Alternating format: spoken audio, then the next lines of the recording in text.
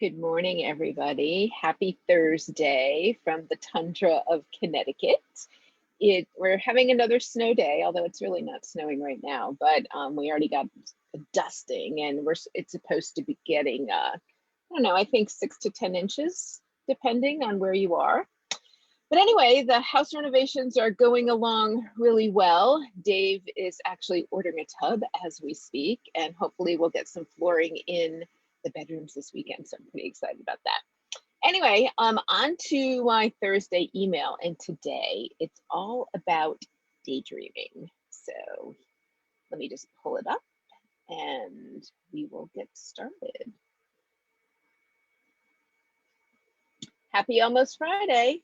Just wow on all the feedback from Monday's email about my upcoming sabbatical. If you missed it, you can always grab it on my YouTube channel, which is youtube.com/Cindy Donaldson. Like I've said many times, I'm not freaking out over turning 60 next year, but I'm really aware that I'm not getting any younger. So if not now, then when? Hashtag YOLO. Which leads to today's musings. I'm a daydreamer, always have been, always will be. When I was younger, I would of course be chastised over and over again for not paying attention because I was off in la la land. Now I realize I was simply not interested in whatever the hell the adult of the moment was telling me, so I chose to put my attention and mind elsewhere. As I got older, I started repeating daydreams. I would get fixated on something and would begin manifesting different scenarios. What if this, what if that, until I got to the scenario that I loved the most. Whenever the lottery gets to those really big numbers, I'll play and then go off into my dreamland of what amazing things I could do, what legacies I could leave, and what with all that kind of money. I have it all planned, from foundations to donations to trusts. I'm ready when the lottery gods tell me it's my time. I know where pretty much every dime will go. And then there's traveling and wanderlust. Growing up in a lower middle class family with parents whose idea of traveling was to visit a relative 2 towns away, we weren't of the frequent flyer crowd, that's for sure. In fact, I think we took one family vacation to Storyland in New Hampshire when I was around 10. The only thing I remember was my father complaining the entire time to the point where we left early. So our 1 week turned into like 2 days. So I made my own vacations. I dreamt of Paris, of Rome, of Disney. I could feel my feet on the ground, taste the food, hear the accents, and of course, see Mickey. When I finally did see those places, it was like I'd already been there. I wish I had my diaries from when I was younger. I have no idea what happened to them, but stories of far off lands were definitely in them. It's one thing to be a dreamer, and it's another to actually spend so much time on those dreams that you manifest their realities. I never realized my daydreaming was just that, manifestation of my future reality. I often share about how I push through long races. I envision the medals being placed around my neck and the sip of that first cold beer when I'm done. I can feel it, I can see it, and I can hear it, and I can taste it. The senses are very real to me. It's a deeply emotional process. It comes to my happy place.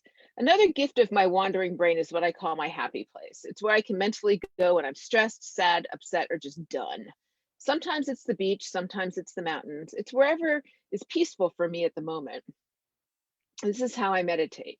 I close my eyes and I can literally go there in my mind. If the sound of the surf doesn't calm me, slow my breathing and my heart rate, I go elsewhere until I find that peace.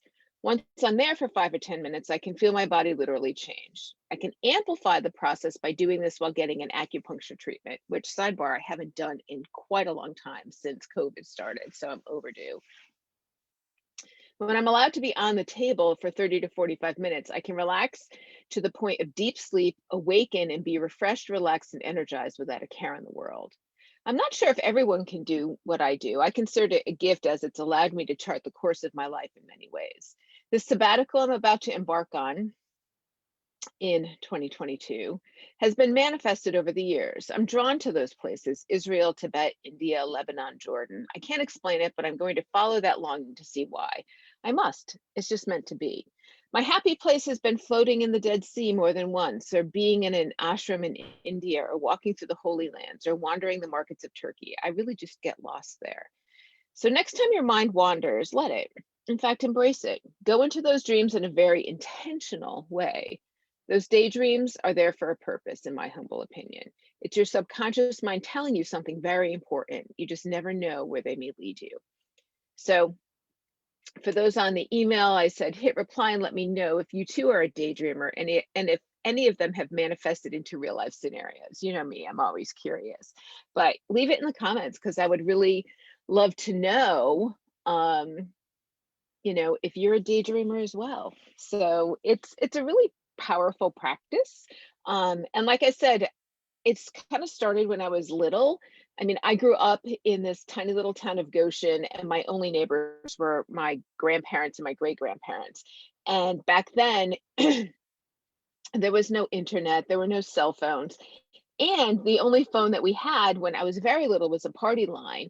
And then after that, it was a long distance call to call many of my friends that I went to high school with. So it was very much me, and I wasn't super close with my brothers and sisters. So I tended to just kind of go off into my own little dreamland, which back then people thought was a little crazy. I didn't have any imaginary friends though, which I know is a thing with some people. That never happened with me, but my dreams in that fantasy land that I created in my head when I was younger actually turned out to real life scenarios. So I think that's pretty awesome. Anyway, leave in the comments because I would love to know if you're a daydreamer or not. Have an awesome day. Bye.